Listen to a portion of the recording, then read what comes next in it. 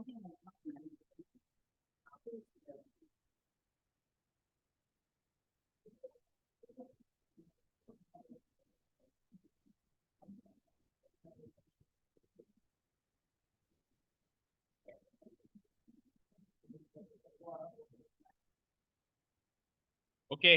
good evening to all. Welcome to Learners Academy.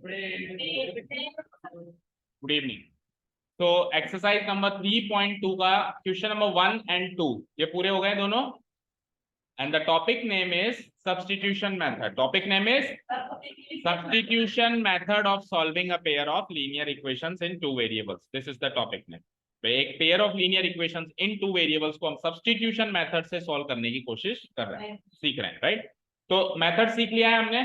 अब जैसा हमने क्वाड्रेटिक इक्वेशन में देखा था कि कोई भी चीज सीखने के बाद वो प्रैक्टिकल एप्लीकेशन आएगा उसका. लाइक लीनियर इक्वेशन को सॉल्व करना सीख लिया ना, तो अब उसका प्रैक्टिकल एप्लीकेशन मतलब उसकी वर्ड प्रॉब्लम्स, मतलब कि उसकी वर्ड प्रॉब्लम्स. हर एक एक्सरसाइज में इक्वेशन की कोई सा भी चैप्टर हो 10th में या उठ के आजा यश,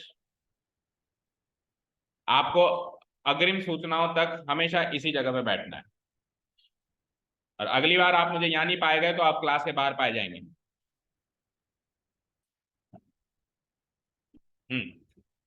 ठीक है, ओके. तो हर एक चैप्टर, कोई भी लीनियर इक्वेशंस का चैप्टर होगा, उसकी हर एक एक्सरसाइज में कुछ भी चीज सिखाई जाए. द वेरी नेक्स्ट थिंग, जैसे कोई भी चीज सिखाएंगे, अगली चीज क्या सिखाई जाएगी, उसकी वर्ड प्रॉब्लम. अगली चीज क्या होगी, उस मेथड की word problem. Like quadratic equation में फैक्टराइजेशन मेथड किया तो उसकी वर्ड प्रॉब्लम. फिर हमारे हालांकि दो मेथड और थे नहीं, लेकिन अगर वो एक्सरसाइज भी होती तो उन दोनों मेथड की भी फिर क्या होती, वर्ड प्रॉब्लम्स होती. तो वर्ड प्रॉब्लम्स का मतलब जो भी चीजें हमने हमने इक्वेशन को सॉल्व करना सीखा है, अब हम पहले इक्वेशन बनाएंगे और फिर सॉल्व करेंगे. मतलब प्रैक्टिकल एप्लीकेशन. समझ में आई ना बात. प्रैक्टिकल रियल लाइफ सिचुएशंस या रियल लाइफ प्रॉब्लम्स जो हमारे सामने आएंगे. और अगेन इसमें भी age problem, angle problem, geometry की प्रॉब्लम, ठीक है ना. The coach of a cricket team, जैसे सपोज कर कुछ सामान लेने जा रहे हैं, वो वाली प्रॉब्लम, यानी रियल लाइफ प्रॉब्लम्स हमारे सामने आएंगी, जिनकी पहले हमको इक्वेशंस बनानी है और बनाकर फिर जैसे सब्स्टिट्यूशन मेथड से सॉल्व कर रहे थे वैसे के वैसे सॉल्व करनी. राइट, स्टार्ट करें. Okay, so the instructions are very clear. पढ़ो. Form the pair of linear equations for the following problems and find their solutions by which method, substitute. पहले तो इक्वेशंस बनाइए, फॉर्म करिए. फॉर्म करिए है ना, फॉर्म मतलब बनाओ, ठीक है ना, फॉर्मेशन. उसके बाद फिर सब्स्टिट्यूशन मेथड से फॉर्मेशन हो जाए तो फिर सब्स्टिट्यूशन मेथड से उसको क्या कर दो, सॉल्व कर दो. ठीक है, क्वेश्चन नंबर फर्स्ट, थर्ड का फर्स्ट पार्ट रीड आउट करते हैं एक बार. The difference between two numbers is 22. दो नंबरों का बीच का डिफरेंस कितना है, 26. एक नंबर दूसरे नंबर का थ्राइस है. एक नंबर दूसरे नंबर का थ्राइस. थ्राइस मतलब क्या होता है, तीन. तीन गुना. तो पता लगा है नंबर्स क्या क्या है. अब क्वाड्रेटिक इक्वेशन में हमारे सामने बहुत बड़ी समस्या रहती थी कि सर एक्स किसको माने, और जनरली अपन बाद वाले को एक्स मानते थे. लेट अस से अगर ये इक्वेशन क्वाड्रेटिक इक्वेशन का होता, ये इक्वेशन क्वाड्रेटिक इक्वेशन में भी बन सकता है. कैसे, मैं अगला नंबर मान लू एक्स, तो जो पहला नंबर है वो उसका 3 गुना है ना, तो क्या हो जाएगा, 3x. तो ये क्वाड्रेटिक इक्वेशन में भी सॉल्व हो सकती है चीज, लेकिन नहीं नहीं, उसने मुझे क्या कहा, सब्स्टिट्यूशन मेथड. सब्स्टिट्यूशन मेथड मतलब लीनियर इक्वेशन. एक बार आपने दोनों चैप्टर पढ़ लिए, एग्जाम में क्वेश्चन आया, फिर आपके पास दोनों ऑप्शन है, चाहे तो क्वाड्रेटिक इक्वेशन से सॉल्व करो, चाहे तो linear equation in two variable से आप उसको सॉल्व करो. अभी अपन इसको linear equation in two variable से सॉल्व करेंगे, तो हमारे लिए सहूलियत है. हमेशा दो चीजें पूछेगा और हमारे पास दो ही वेरिएबल है, एक्स एंड वाई. दोनों को मान लो, एक को मान लो एक्स, एक को मान लो वाई. क्वाड्रेटिक इक्वेशन में सोचना पड़ता था एक्स किसको माने, यहाँ पे नहीं सोचना पड़ेगा, क्योंकि दो ही चीजें पूछेगा और दो ही वेरिएबल होते हैं, मिसिंग वेरिएबल्स.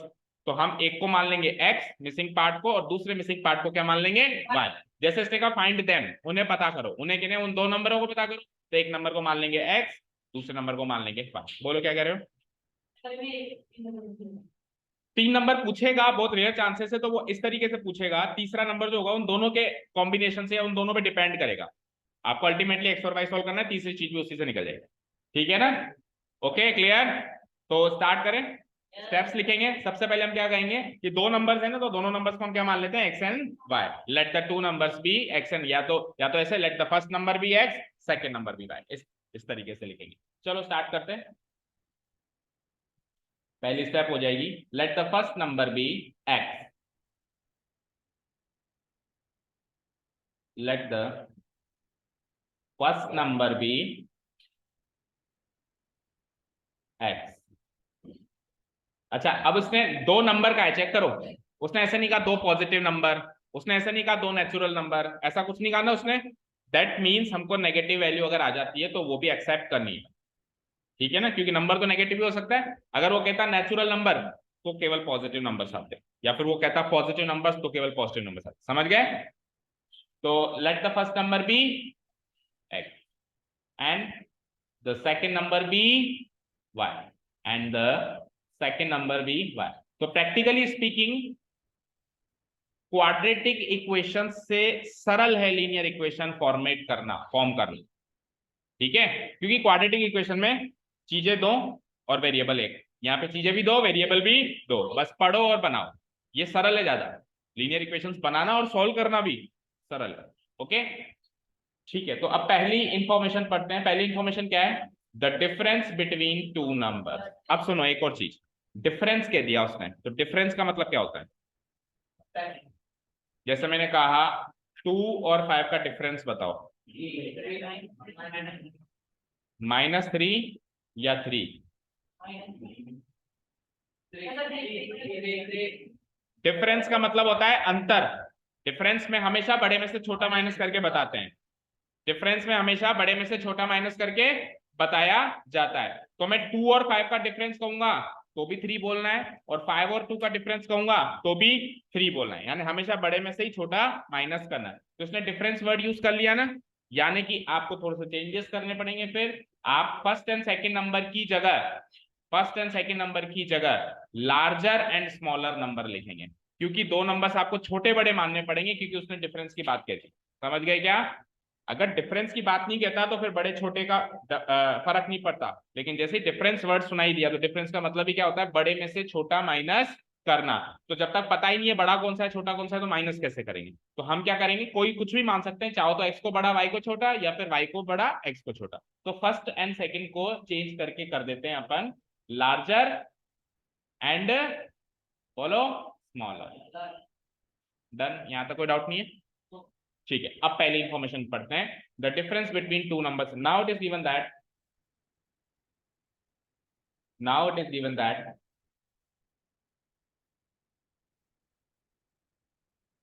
क्या गिवन है? The difference of these two numbers is, the difference of these two numbers is, the difference of these two numbers is, कितना गिवन है? डिफरेंस पढ़ो, 26। डिफरेंस का मतलब बड़े में से छोटा माइनस करना, तो बड़ा कौन है? x, माइनस छोटा कौन है? और डिफरेंस कितना गिवन है? बन गई equation, very easy, very easy. ये बन चुकी है आपकी पहली इक्वेशन, इसके सामने इक्वेशन नंबर 1 मार्क करो। बताओ कोई भी प्रॉब्लम? सरल सी एक स्टेटमेंट है, उसको बड़ी आसानी से हमने इक्वेशन में तब्दील कर दिया। ठीक है, अब सेकंड इंफॉर्मेशन पढ़नी पड़ेगी सेकंड इक्वेशन बनाने के लिए। हमेशा दो पीसेस ऑफ इंफॉर्मेशन मिलेंगे, उससे दो इक्वेशंस बनानी है, और मिसिंग भी दो ही है। तो काफी सरल सी चीजें हैं ये लीनियर इक्वेशंस, ठीक है। Again it is given that, again it is given that,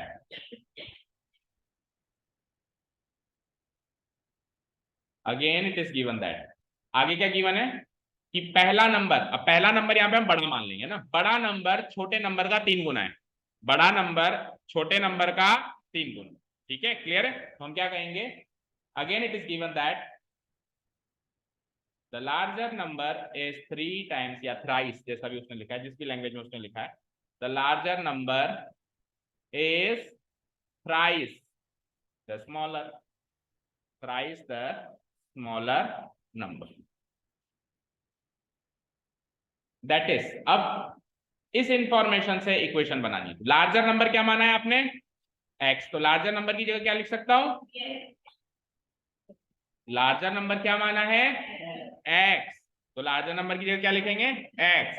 इसकी जगह, थ्राइस की जगह 3 मल्टीप्लाई, स्मॉलर नंबर की जगह स्मॉलर नंबर क्या माना है? बताओ कोई भी दिक्कत आई क्या भाई? सरल सी बात है। लार्जर नंबर था, इसकी जगह रख दिया x, इज था, इज एम आर होल वर्ग, क्या रखते हैं अपन इक्वेशन बनाने जैसे कि हमने ये कहा है कि is M R positive D वर्ग की कोई भी फॉर्म आ जाए सीधे क्या रख दो इज इक्वल टू का साइन। देन थ्राइस का मतलब 3 इनटू ये 3x नहीं है 3 मल्टीप्लाई है ना। हम मैथ्स में x हमेशा ऐसे लगाते हैं, ऐसे x नहीं लगाते, ये तो मल्टीप्लाई हो जाता है, ठीक है ना। तो ये है 3 मल्टीप्लाई, ठीक है। और उसके बाद स्मॉलर नंबर आपने क्या बनाया चेक करो, बन गई इक्वेशन दूसरी। तो इसको थोड़ा सा सॉर्ट आउट कर लें तो क्या हो जाएगा x equal to minus 3y, क्यों x इक्वल टू 3y तो होगा x इक्वल टू 3y, ठीक है डन। अब सुनो ध्यान से, इतना नोट कर लिया सबने। अब एक बार मेरी बात ध्यान से सुनो, उसके बाद लिखना आगे का काम। देखो ये तो x minus y equal to 20 generally अपन, वैसे स्टैंडर्ड फॉर्म क्या होती है linear equation in two variable की, स्टैंडर्ड फॉर्म ये होती है कि x वाली टर्म भी एलएचएस में, y वाली टर्म भी एलएचएस में, कांस्टेंट टर्म भी आरएचएस में। ये तो प्योर स्टैंडर्ड फॉर्म होती है, प्योर स्टैंडर्ड फॉर्म।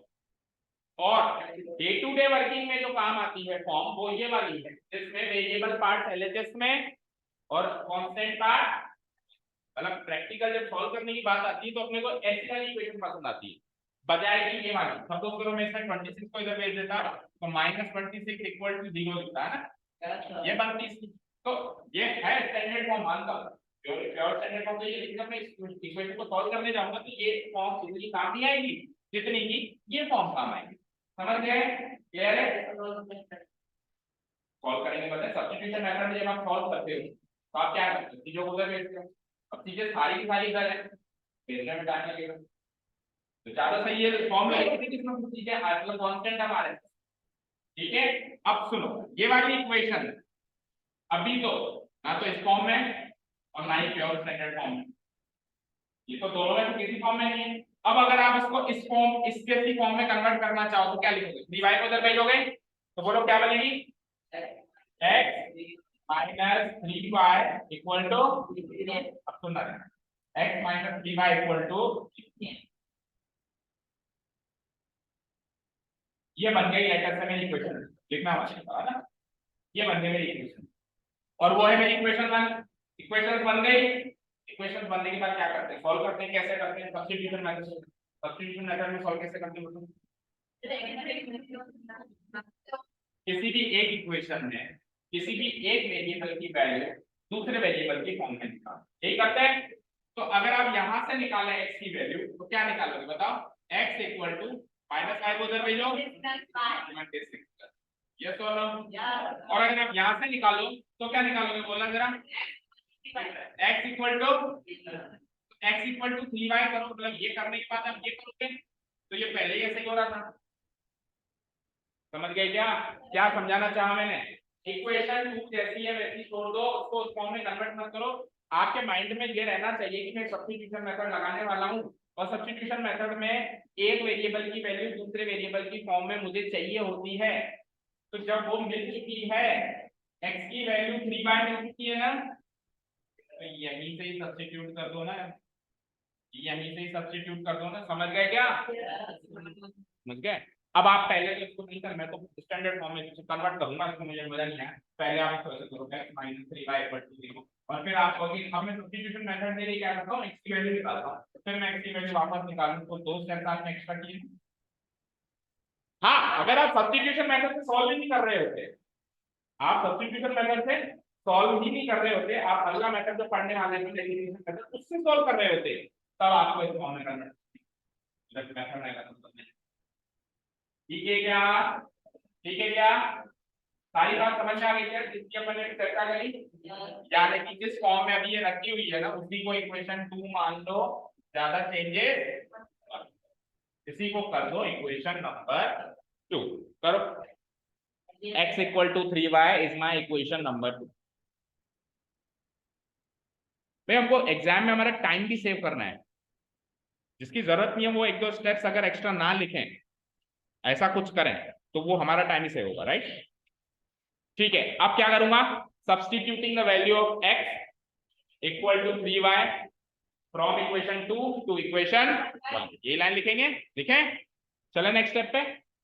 अच्छा एक काम और कर सकते हो चाहो तो, जैसे ये दो इक्वेशन थोड़ी दूर दूर है, वैसे तो ज्यादा दूर नहीं है, 2-3 लाइन का डिफरेंस है। अगर कंफर्ट जोन में नहीं हो कि आपको दो दो इक्वेशन समझ नहीं आ रही, तो दो इक्वेशन जब जैसे ही बन जाए तो आप एक लाइन लिख सकते हैं, नाउ वी हैव, दोनों इक्वेशन को पास पास लिख दो, फिर आपका क्वेश्चन नंबर 1 बन जाएगा। इस चैप्टर इस एक्सरसाइज का जो क्वेश्चन नंबर 1 था ना, जिसमें दो इक्वेशन पास पास लिखी हुई थी, तो आप भी चाहो तो अगर ऐसे करना चाहो, नाउ वी हैव लिख के एक इक्वेशन, इक्वेशन नंबर 1, दूसरी इक्वेशन, इक्वेशन नंबर 2, और उसके बाद जो सोल्यूशन था, अगर ज्यादा दूर दूर है तो। और अगर आपको प्रॉब्लम नहीं है, देख पा रहे हो ऊपर नीचे से, तो फिर वो लाइन लिख दो। ठीक है क्या, समझ गए क्या? समझ गए ना? भाई मैं ये कह रहा हूं कि आप ऐसे कर सकते हो, नहीं समझ आया तो देखो, now we have equation number 1 बताओ। और इक्वेशन नंबर 2 क्या बनाई हमने, x इक्वल टू 3y। तो ये इक्वेशन 1 आप चाहो तो ऐसे कर सकते हो कि ये दोबारा मैंने इक्वेशन 1 एंड 2 लिख दी, एक ही जगह लिख दी। भाई पहले अलग अलग जगह दिखाई दे रही थी, कंफ्यूजन हो रहा था या कंफर्ट जोन में नहीं फील कर रहे थे, एक जगह लिख दो। अब लिखने के बाद भूल जाओ क्वेश्चन क्या था, अब तो क्वेश्चन नंबर फर्स्ट की तरफ दिखाई दे रहा है, सब्स्टिट्यूशन मेथड से सॉल्व करना है। ठीक है, ओके। सो x की वैल्यू 3y है, इसको सब्स्टिट्यूट कर दूंगा मैं x में, तो फ्रॉम इक्वेशन 2 टू इक्वेशन 1 में सब्स्टिट्यूट करने वाला हूं। करो, क्या लिखेंगे बोलो, नाउ सब्स्टिट्यूटिंग, बोलो क्या लिखेंगे, now substituting the value of x, substituting the value of x which is equal to what, 3y, which is equal to what, 3y in equation, कौन सी इक्वेशन में सब्स्टिट्यूट कर रहे हो बताओ, इन इक्वेशन 1 में सब्स्टिट्यूट कर रहे हो। वी गेट, ये पिछली शीट का है, ठीक है, वी गेट। तो इक्वेशन नंबर 1 लिख देता हूं एक बार मैं तसल्ली से, क्या है equation number 1, x minus y equal to 26। तो x की जगह रखना है ना 3y, तो क्या हो जाएगा ये 3y minus y equal to 26। So what is 3y minus y, 2y equal to 26। So what will be the value of y, 26/2, 26/2 क्या होगा, सॉल्व करेंगे 13। ठीक है, अब 13 को वापस रख दो इक्वेशन 2 में, ठीक है ना, putting the value of y equal to 13 in equation 2, equation 2 सरल दिखाई दे रही है। now putting the value of y, putting the value of y equal to, क्या वैल्यू आई है y की 13 in equation 2, in equation 2 we get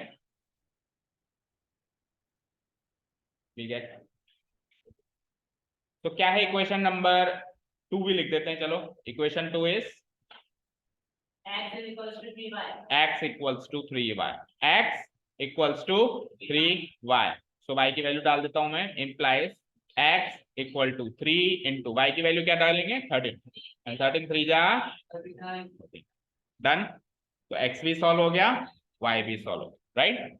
अब closing statement में जो जो हमने माना था, जैसे हमने x बड़ा नंबर माना था और y छोटा नंबर माना था, तो बड़ा नंबर क्या आ गया 39, छोटा नंबर क्या आ गया 13। ठीक है, और फिर क्रॉस वेरीफाई करेंगे जो जो उसने कहा था वो सारा काम हो रहा है कि नहीं। इतना लिख दिया सबने,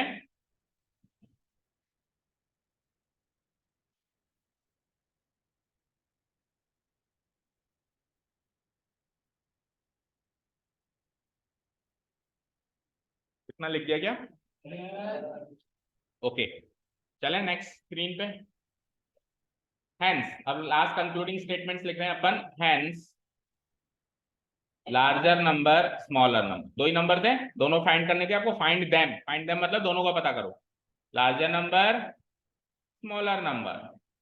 तो लार्जर नंबर क्या माना था x की वैल्यू क्या निकली 39, स्मॉलर नंबर क्या माना था y की वैल्यू क्या निकली 13। अब क्रॉस वेरीफाई करते हैं, उसने क्या कहा था, पहला नंबर दूसरे नंबर का 3 गुना है, पहला नंबर दूसरे नंबर का 3 गुना है, तो लेट्स चेक 39 13 का 3 गुना है क्या, है।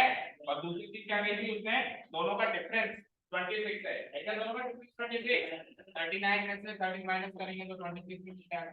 तो दोनों बातें जो उसने कही थी वो जस्टिफाई हो रही है हमारे साथ, ठीक है।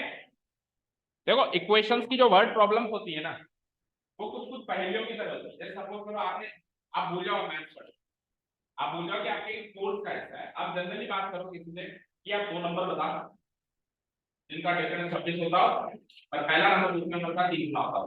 तो कहाँ लग रहा है मैथ पर? ऐसा लग रहा है कि ज्यादा कैजुअल बात कर रहा है, ठीक है ना। लीनियर इक्वेशन हो या क्वाड्रेटिक इक्वेशन, खास करके लीनियर इक्वेशन तो पूरी हमारी रियल लाइफ इक्वेशन से मैच करती है, ठीक है ना। ओके, तो चले, हो गया इक्वेशन खत्म। अब धीरे धीरे लेवल बढ़ता जाएगा। ये तो काफी सरल सी इक्वेशंस बनी थी, है ना।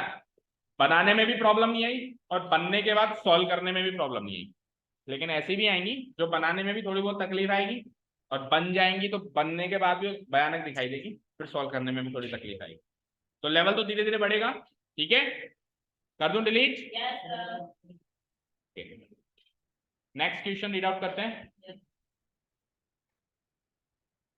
क्वेश्चन नंबर सेकंड पार्ट, मतलब इसका सेकंड पार्ट है जिसे रीड करना है।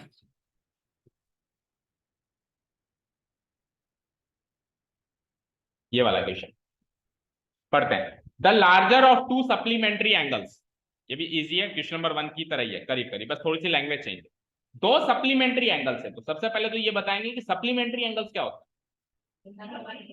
जिनका सम, और कॉम्प्लीमेंट्री एंगल्स जिनका सम 90 डिग्रीज हो ना, जिनका सम 90 डिग्रीज हो वो कॉम्प्लीमेंट्री एंगल्स, जिनका सम 180 डिग्रीज हो वो क्या होते हैं यश? जिनका सम 180 डिग्री होता है वो एंगल्स क्या होते हैं? सप्लीमेंट्री। और जिनका सम 90 डिग्री होता है वो क्या होते हैं? हाँ, जिनका सम 90 डिग्री होते हैं उनको क्या कहते हैं? उन एंगल्स को क्या कहते हैं?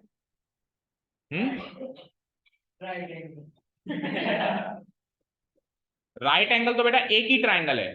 अगर एक ही ट्राइंगल में एक एंगल 90 डिग्री है तो ये राइट एंगल है, लेकिन दो एंगल है, लेट अस से ये एंगल, इसका और इसका सम 90 डिग्री है, इन दोनों का जोड़ क्या है? 90 डिग्री। तो इन दोनों एंगल्स को क्या बोला जाएगा? बोलो, आप बोलो, क्या बोला जाएगा? सक्षम, बोलो क्या बोला जाएगा? अभी 2 मिनट पहले ही तो बताया, कॉम्प्लीमेंट्री एंगल क्या बोला जाएगा? और जिनका सम 180 उनको क्या बोला जाएगा? बोलो यश। और जिनका सम 90 हो? कॉम्प्लीमेंट्री, बोलो। Complementary angles. तो अभी सप्लीमेंट्री एंगल्स की बात हो रही है, दो सप्लीमेंट्री एंगल्स है मेरे पास, दैट मींस कोई भी दो एंगल्स हो सकते हैं, ये और ये, इन दोनों का सम क्या है? 180, ठीक है। अब ये क्या कह रहा है? उन दोनों में से जो बड़ा वाला है, यानी कि दोनों बराबर नहीं है, क्योंकि अगर दो सप्लीमेंट्री एंगल्स हैं तो दुनिया में 3 बातें हो सकती हैं, या तो ये बड़ा ये छोटा, या वो बड़ा ये छोटा, या दोनों बराबर, इसके अलावा तो कुछ हो नहीं सकता। तो बराबरी का केस तो नहीं है, ये बात उसने लार्जर वर्ड रख के क्लियर कर दी कि दोनों में से कोई एक तो बड़ा है। तो जो उन दोनों में से बड़ा है, फिर चाहे से वो ये वाला बड़ा है कि ये वाला बड़ा है, वो छोटे वाले से, बड़ा वाला छोटे वाले को एक्सीड करता है। एक्सीड करने का मतलब उससे बड़ा है। कितना बड़ा है? 18 डिग्री से बड़ा है। कितना बड़ा है? 18 डिग्री से बड़ा। समझ आया? ठीक है। अब कई बार हमको लगता है कि सर इसमें तो उसने एक ही इंफॉर्मेशन दी है, जबकि लीनियर इक्वेशन इन 2 वेरिएबल में तो पेयर बनता है। पेयर बनता है तो 2 इक्वेशन चाहिए, और 2 इक्वेशन चाहिए तो 2 इंफॉर्मेशन चाहिए। एक ही इंफॉर्मेशन से 2 इक्वेशन कैसे बनेगी, ऐसा लगता है हमको। बट कई बार क्या होता है, दूसरी इंफॉर्मेशन छुपी हुई रहती है। दूसरी इंफॉर्मेशन इस बात में छुपी हुई है, किस बात में? कि दोनों एंगल सप्लीमेंट्री है। सप्लीमेंट्री है तो दोनों का सम 180, ये भी तो इंफॉर्मेशन है। बन गई ना 2 इक्वेशंस, ठीक है। तो ये इसकी इक्वेशंस मैं बनवा रहा हूं, बाकी इसको सॉल्व करने का काम रहेगा होमवर्क, क्योंकि इजी सा क्वेश्चन है। इक्वेशंस बनवा देता हूं, लिखिए।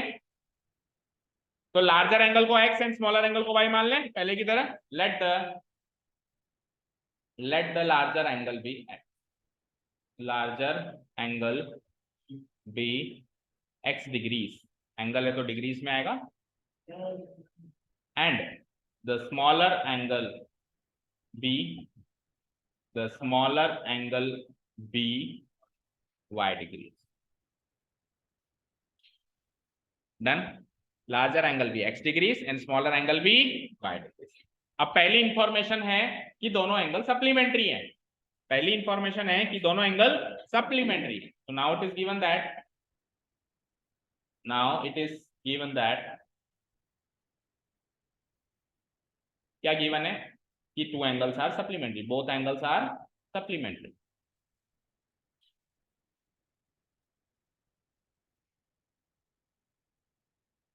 Both angles are what? Supplementary. तो दोनों एंगल्स अगर सप्लीमेंट्री हैं तो दोनों का जोड़ कितना हो जाएगा 180। दोनों एंगल्स क्या क्या है एक्स और वाई, तो एक्स और वाई का टोटल कितना हो जाएगा 180 डिग्री। ये हो गया मेरा equation number 1।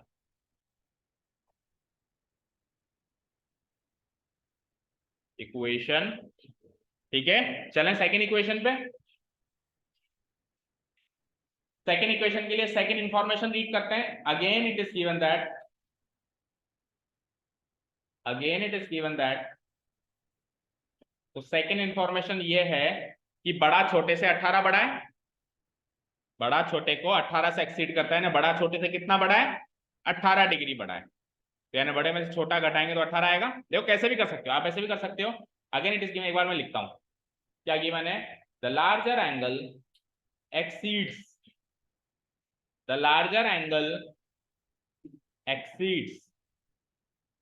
the smaller angle, larger angle exceeds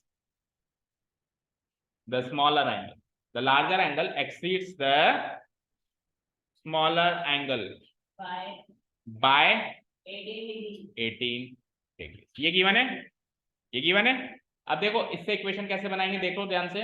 that is पहली लाइन क्या पढ़ी आपने, लार्जर एंगल, पहला वर्ड या पहला टर्म क्या पढ़ा आपने, लार्जर एंगल। लार्जर एंगल कौन है, तो लार्जर एंगल की जगह एक्स, अब एक्सीड्स की जगह हम लगाएंगे इक्वल टू का साइन।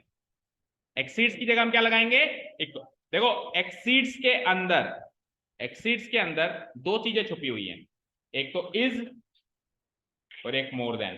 क्या कहा मैंने, एक्सीड्स के अंदर क्या क्या छुपा हुआ है, इज और, तो इज का इक्वल टू का साइन लग गया और मोर देन का आगे प्लस लगाने वाले हैं अभी हम। ठीक है, समझ गए। एक्सीड्स के अंदर दो बातें छुपी हैं, एक तो इज भी छुपा हुआ है और एक मोर देन। तो एक्सीड्स की जगह कुल मिला के ऐसे याद रख लो आपको सीधे ही कि एक्सीड्स की जगह क्या लगेगा, इक्वल टू का साइन। अच्छा जी, एक्सीड्स के बाद क्या रखा हुआ है, बोलो, स्मॉलर एंगल। तो स्मॉलर एंगल कौन है, वाई। और फिर बाय की जगह वो जो इसका मोर देन था ना, उसके इफेक्ट बाय पे जाएगा, बाय की जगह क्या जाएगा +18। मान लो है थोड़ी ना मोर देन, ठीक है, क्लियर। एक्स देखो ये है बड़ा एंगल, ये है छोटा एंगल। ये बड़ा एंगल छोटे एंगल को 18 डिग्री से एक्सीड करता है, यानी बड़े एंगल की वैल्यू छोटे एंगल में 18 डिग्री जोड़ने से मिलेगी। समझ गए ना, ठीक है। अब अगेन आपको इसको चेंज करने की जरूरत नहीं है, सब्स्टिट्यूशन मेथड में जिसमें आप कंफर्ट में लेते हो वैसी की वैसी फॉर्म आपको मिल चुकी है। एक्स की वैल्यू मिल चुकी है ना वाई की फॉर्म में, बस क्या करना है, y+18 को इधर एक्स की जगह सब्स्टिट्यूट कर, हो जाएगा काम। तो इसी को इक्वेशन नंबर 2 मान सकते हैं। हाँ बोलो, x-y 18 करते तो भी गलत नहीं होता, क्योंकि बड़ा एंगल छोटे एंगल से 18 डिग्री से बड़ा है, तो दोनों एंगल का डिफरेंस 18 डिग्री है। बड़े में से छोटा माइनस करेंगे तो 18 डिग्री आएगा। तो ये रहा बड़ा, ये रहा छोटा, 18 डिग्री। अगर आप इसको इक्वेशन 2 मानते हो तो भी बुराई नहीं है, बट सब्स्टिट्यूशन मेथड के लिए x की वैल्यू निकालनी पड़ेगी टर्म्स ऑफ y, फिर -y उधर भेजना पड़ेगा, ये बनेगा y+18, x = y+18 किधर से बनेगा, इधर डायरेक्टली बन गया। ठीक है, ठीक है ना। तो इसको इक्वेशन नंबर 2 मार्क कर लो और इसके बाद सॉल्यूशन का काम होमवर्क में मार्क करो। चलते हैं अगले क्वेश्चन पे। कोई प्रॉब्लम हो तो बताओ, कल होना चाहिए आपकी नोटबुक्स में इसका सॉल्यूशन, नहीं तो प्रॉब्लम हो जाएगी। और कल जो क्वेश्चंस किए थे वो घर जाके ट्राई किए सबने, अभी दिखा के जाएंगे मुझे सब लोग, घर की, बाहर की, दुकान की, इधर की, उधर की, सबकी कॉपी लेके आनी है मेरे पास, सबकी कॉपियां लेके आनी है, ठीक है ना। ये बच्चों वाले बहाने नहीं चलेंगे कि वो घर की कॉपी में चला गया या इसमें चला गया उसमें चला गया, ठीक है। घर जाके सारे क्वेश्चंस ट्राई करने हैं और आगे दिखाने की सर मैंने ट्राई किए हैं, देख लो, ठीक है। क्योंकि मैं 2 से 3 या 4 क्वेश्चन मैक्सिमम कराता हूँ, 4 क्वेश्चन अपन डेली के डेली रिवाइज कर रहे हैं, तो सोचो हमारा लेवल, हमारा कितनी अच्छी हमारी पढ़ाई चल रही है। फिर अगर आप नहीं करोगे, अगर आप ऐसे सोचते हो कि सर अभी तो करवा लो बाद में एक साथ रिवीजन करेंगे, तो फिर मैं रोज के 10 क्वेश्चन कराना शुरू कर दूंगा, क्योंकि आप तो वैसे भी बाद में रिवीजन करोगे। तो बेटर है कि 3-4 क्वेश्चन रोज कर रहे हैं, उनका रिवीजन भी डे टू डे डेली होना चाहिए। इधर कर लिया कोई बात नहीं, घर जाके फिर करना है। और घर जाके ऐसे नहीं करना है कि एक कॉपी यहाँ रख दी, कॉपी धड़ाधड़ लग जाए पूरा ऐसे कैसे, तो पता चल जाएगा मुझे कि कॉपी पेस्ट किया है या अपने आप से ट्राई किया, ठीक है। चलो हो जाएगा, चले नेक्स्ट क्वेश्चन पे। इजी है इसलिए छोड़वा रहा हूँ ना। Okay, let's go to the third part of this question. इसका थर्ड पार्ट देखेंगे। हाँ जी, ये देखो, एक क्रिकेट टीम का कोच है बेटा, इधर देखो स्क्रीन पे बच्चों, एक क्रिकेट टीम का कोच है, उसको कुछ बैट्स एंड बॉल्स खरीदना, राइट, कुछ स्पोर्ट्स का मटेरियल खरीदना है। तो एक बार वो बाजार गया, तो वो 7 बैट के बाद कितनी बॉल्स लेके आया? 6 बॉल, 7 बैट्स एंड 6 बॉल्स वो लेके आया। तो ये पूरा का पूरा आइटम, जैसे उसने तो ऑर्डर कर दिया कि 7 बैट दे दो भैया, 6 बॉल दे दो, मुझे कितना बिल हुआ? तो टोटल बिल उसका कितना आया? 3800। अब फिर उसने इतना दिमाग नहीं लगाया कि बैट तो कितने का है, बॉल कितने का। उसने तो कई बार करते हैं ना अपन, जल्दी में होते हैं, भैया टोटल बता दो आपको, फिर हमने ये नहीं देखा कि पर आइटम हमारे कितने का, उसने हम बिल लेके आ जाते हैं, घर जाके चेक कर लेंगे। एक बार तो ऐसे हुआ। दूसरी बार फिर वो हड़बड़ी में गया, जल्दीबाजी में गया, तो अब की बार गया नहीं, एक्चुअली गई है, तो अब की बार उसने 3 बैट खरीदे, ठीक है, एंड 5 बॉल्स खरीदी। तो अब की बार वो बैट्स एंड बॉल्स या टोटल बिल उसका कितने का आया? कितने का आया? कितने का आया? पढ़ के बताओ कितने का आया?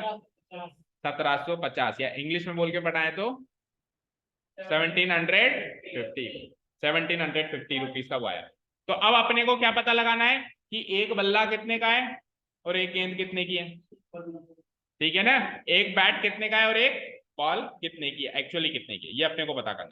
तो जो पूछे उसी को एक्स और वाई, जो पूछे उसी को एक्स और, लीनियर इक्वेशंस में प्रॉब्लम है ही नहीं, जो पूछे उसी को एक्स और वाई। चलो स्टार्ट राइटिंग, बनाते हैं इसकी equations.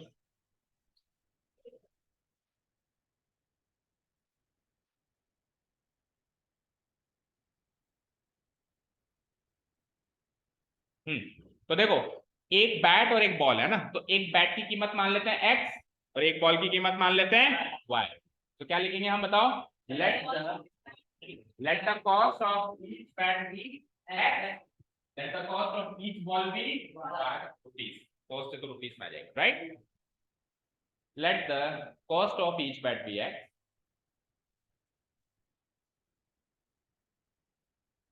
let the cost of each bat be rupees x, and the cost of each ball be rupees y। यहां तक तो कोई परेशानी दिक्कत नहीं है, नहीं है। अब एक एक इंफॉर्मेशन उठानी है और एक एक इक्वेशन बनानी, मतलब 2 पीसेस ऑफ इंफॉर्मेशन है, तो 2 इक्वेशंस हम बनाएंगे एक्स और वाई की फॉर्म में। शुरू करें बनाना। ओके, तो पहली इंफॉर्मेशन क्या है कि 7 बल्ले खरीदे और 6 बॉल खरीदी। तो अगर आपको एक्स और वाई में नहीं समझ आ रहा तो कोई भी एग्जांपल ले लो। लेट से बैट तो है एक 100 रुपए का, या 100 तो कम हो गया, 500 रुपए का, और बॉल है मान लो 50 रुपए की, ठीक है, ठीक है ना, 500 का बैट है और बॉल है 50 की। अब ईशानी आप बताओ, अगर आप 7 बैट लोगी, एक बैट है ना 500 का, अगर आप 7 बैट लोगी तो टोटल बैट्स कितने के हो गए? अरे 7 5 जा 35, 3500 के तो बैट्स ही हो गए।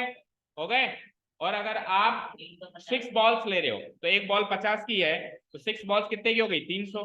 तो टोटल बिल कितना आएगा? इसको इससे मल्टीप्लाई करो, उसको इससे मल्टीप्लाई करो, फिर टोटल जोड़ो, ऐसे ही करोगे टोटल बिल। भाई बाजार में गए सपोज करो, और कुछ नहीं, घर का आइटम ही लेने गए, हाँ तो 3 किलो चीनी लेके आए, 4 किलो आलू लेके आए। अब 3 किलो चीनी, 1 किलो चीनी को जितनी चाहिए उसको 3 से मल्टीप्लाई करोगे, 1 किलो आलू जितने का इसको 4 से मल्टीप्लाई करोगे। मम्मी ने कहा टोटल पता कितना खर्चा करके आई है, तो फिर जोड़ोगे भी तो सही ना, ऐड भी करोगे नहीं करोगे, तो इन दोनों को भी ऐड करेंगे, 3500 और कितना है ये 300, 3800 और 3500। तो ऐसे ऐसे ही करेंगे ना, ये काम एक्स और वाई में कर रहे हैं, ये काम किसमें कर रहा है? एक्स और वाई में। कैसे? क्या आंसर यही है? हाँ, तो कई बार क्या होता है कि हो जाता है, नहीं तुक्का नहीं होता, वो बहुत टाइम से करते रहते हैं ना, तो एग्जाम्पल ही मुझसे वैसा ही करता है।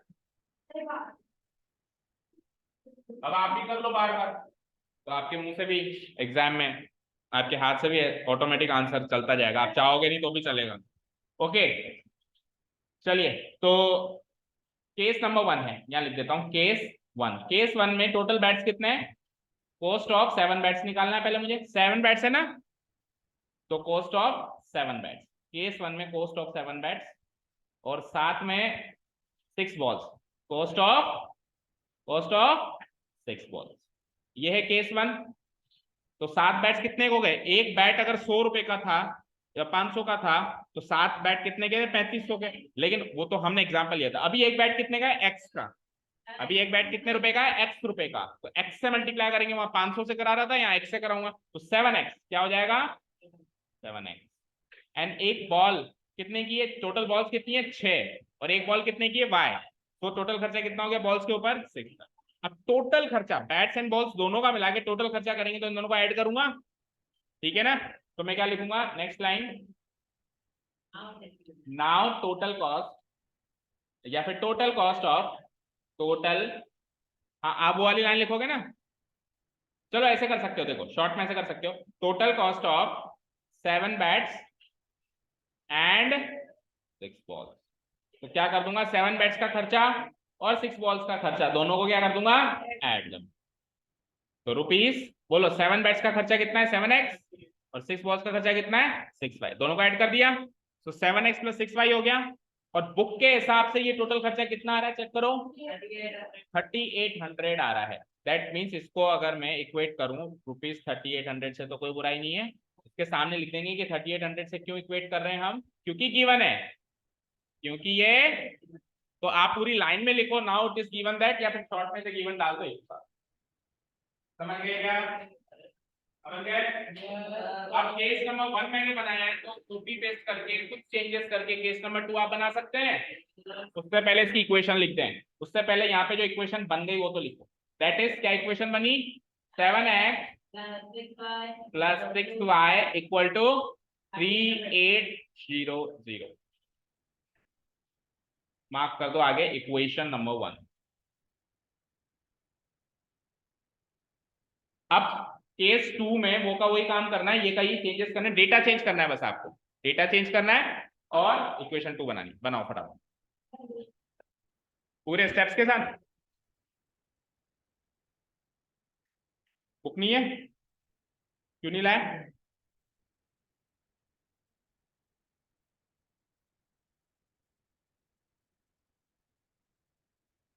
3 बैट्स हैं 5 बॉल्स हैं और 1750 रुपए, ठीक है।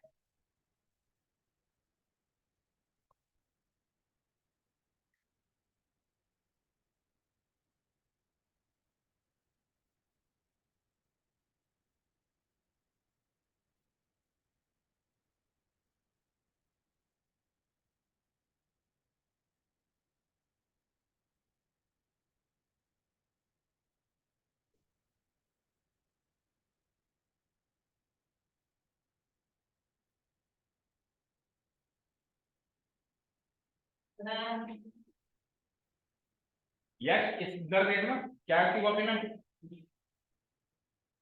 बुक कहाँ है तेरी?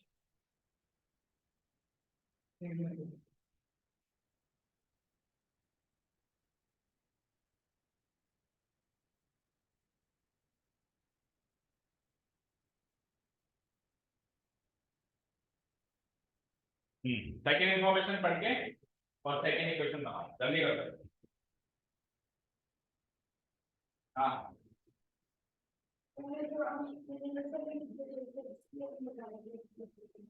in terms of y, हाँ तो बेटा जब तक इन्फॉर्मेशन लगा टाइम नहीं कर सकते।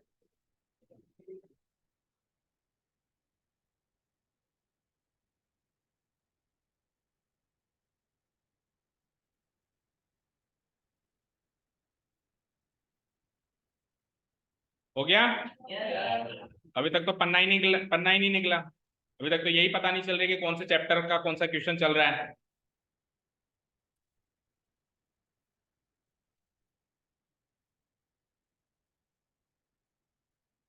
हो गया? इधर से पीछे से गर्ल्स। हो गया जीविका? आपका हो गया रिया?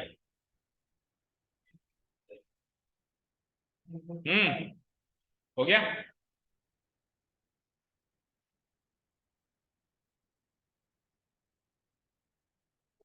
क्या हुआ? जल्दी करना है, बैठे रहेंगे क्या हम तेरे लिए?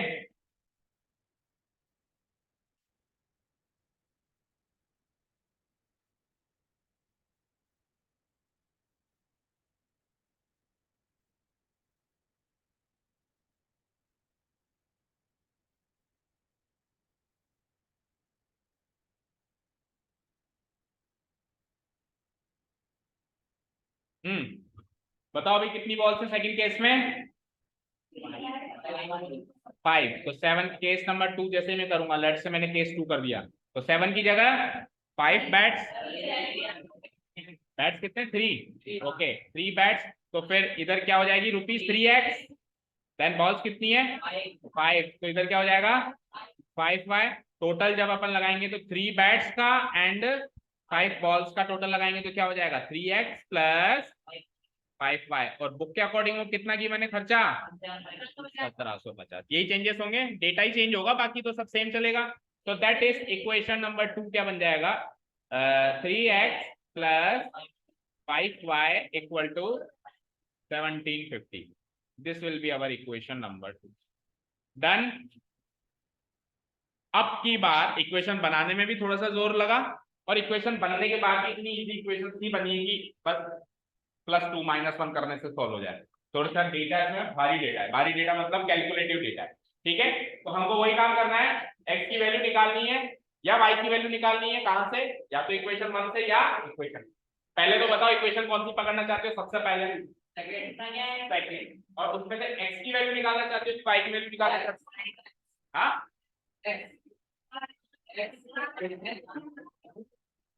x का क्या पड़ेगा? 1 2 3 4 5 6 7 8। तो गर्ल्स का हमने 12 हो गया। हाँ, y वाले, तो y वाले कम रहेगा बेटा, सॉरी। x, चलो देखो।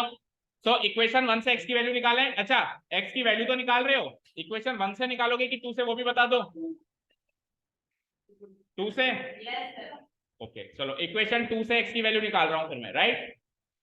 तो इक्वेशन 2 लिख देता हूं मैं नाउ। इक्वेशन 2, एक बार इक्वेशन 2 लिख दो। क्या है बोलना? क्या है?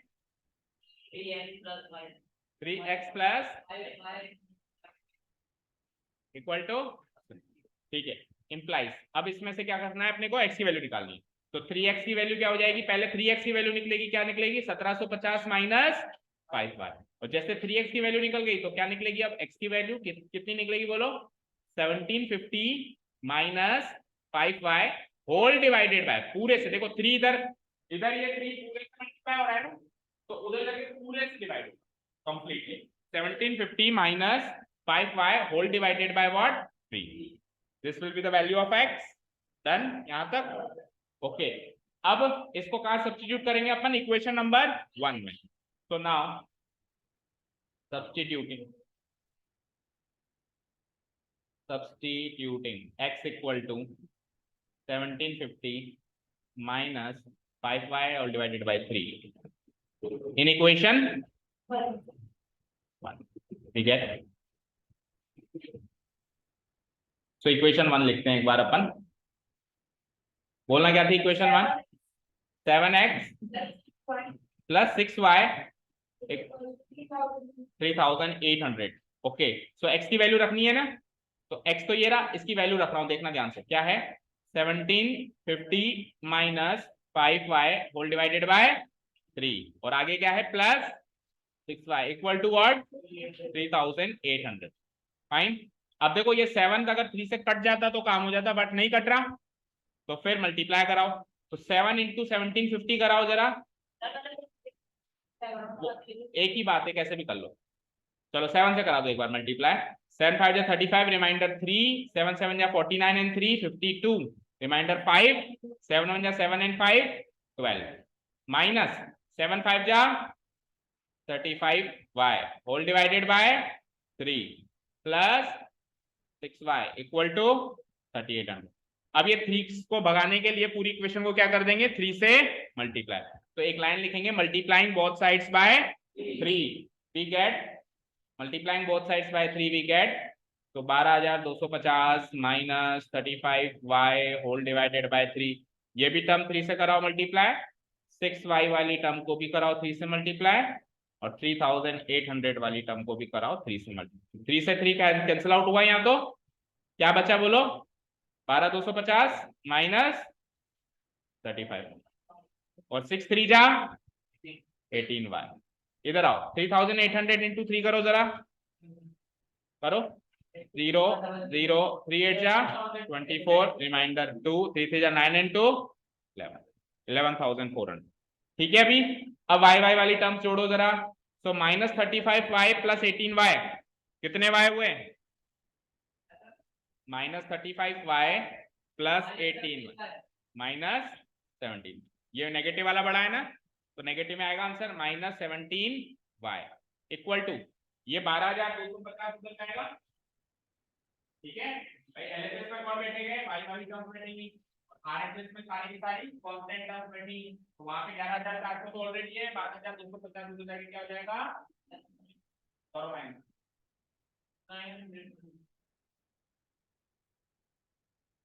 -17y equal to 11,400 minus 12,250।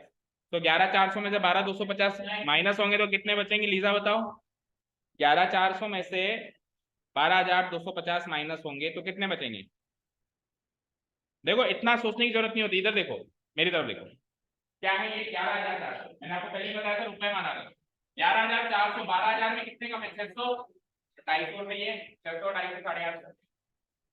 ठीक है 600 250 कितने होते हैं? 850 और 850 नेगेटिव में आएंगे -850। ठीक है तो अब यहां कर देता हूं उसके बाद का काम। -17 y की वैल्यू -850 आ गई, तो y की वैल्यू क्या आ जाती है? -850 डिवाइडेड बाय -17 यही आएगी। तो माइनस से माइनस कैंसिल आउट हो गए, 17 5 जा 50 आ गई y की वैल्यू। हमने तुक्के में भी y की वैल्यू 50 मानी थी, बॉल की कीमत 50 मानी थी। ओके अब ये y की वैल्यू कहां पुटअप करूंगा मैं? x की जगह, मतलब इसमें इक्वेशन नंबर 1 में पुटअप करेंगे इस जगह पे, ताकि हमको क्या मिल जाए? x की वैल्यू। तो नेक्स्ट पेज पे करें, बोलो हो गया नोट डाउन? यहां तक हो गया note down? Okay now putting the value of y equal to putting the value of y equal to what? 50 in equation we get equation 1 लिख देते हैं एक बार, बोल दो क्या है? अरे वो वाली बोलो ना, सिंप्लीफाइड। देखो मेरी बात सुनो, इक्वेशन 1 में पुटअप करेंगे तो इक्वेशन 1 में ये वाली बोलो ना, ये भी तो इक्वेशन बनी है नहीं? इक्वेशन 1 में पुटअप करना है ऐसा कौन कह रहा है? 2 में पुटअप करना है। 1 में तो पुटअप कर दिया ना, 2 में पुटअप करना है इसमें, समझ गया? इस वाली इक्वेशन में पुटअप करना है कि ये वैल्यू क्या पुटअप, ये तो इक्वेशन 2 है। फिर 3x बेटा इसी में पुटअप कर देना, x equal to this value भाई से इसमें पुटअप कर दे, ये भी तो इक्वेशन 2 है ना। ठीक है तो इन इक्वेशन 2 करो उसको, 1 नहीं है। तो एक जना अगर गलत बोलता है तो बाकी जने बताते भी नहीं है। इक्वेशन 2 ठीक है, इक्वेशन 2 में x की वैल्यू बोलो क्या है? बोलो 750।